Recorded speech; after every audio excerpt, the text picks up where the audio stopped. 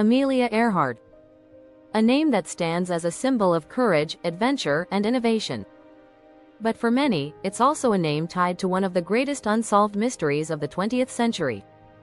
What really happened to the pioneering aviator and her navigator, Fred Noonan, during their infamous final flight in 1937? It all began on June 1, 1937.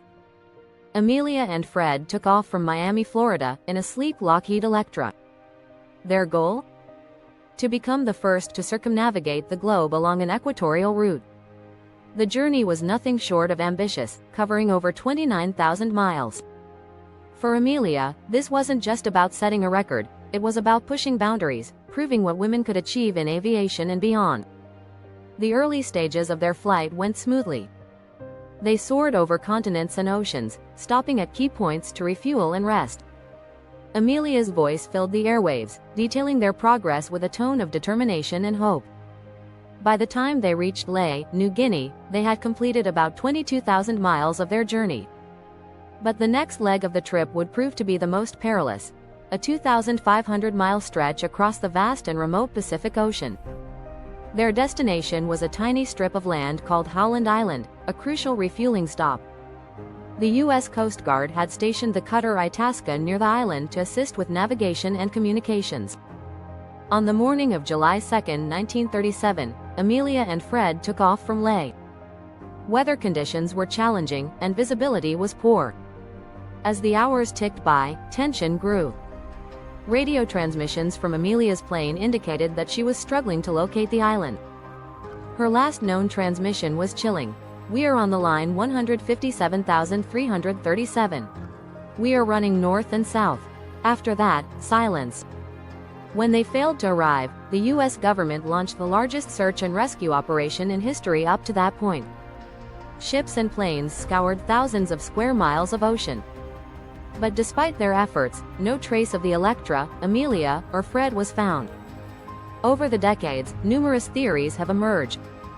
The most widely accepted explanation is that the Electra ran out of fuel and crashed into the Pacific. But others suggest a different fate. Some believe they were captured by Japanese forces and imprisoned as spies, though no concrete evidence has ever surfaced to support this claim.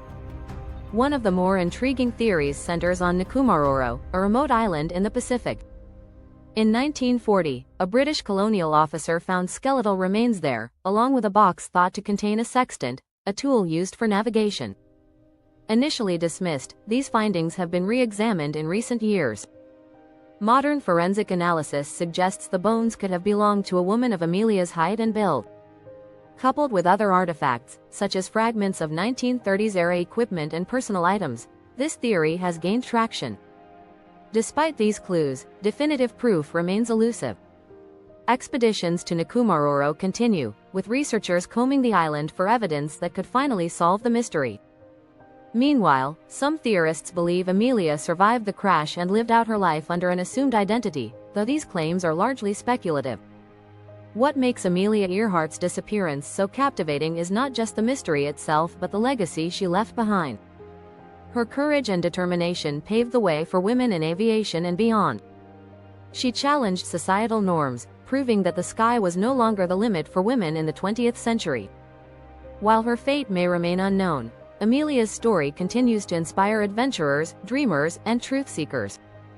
The search for answers goes on, and with advances in technology, perhaps one day we'll uncover the truth. What do you think happened to Amelia Earhart? Her disappearance is a mystery, but her legacy? That's crystal clear. A legend that will never fade.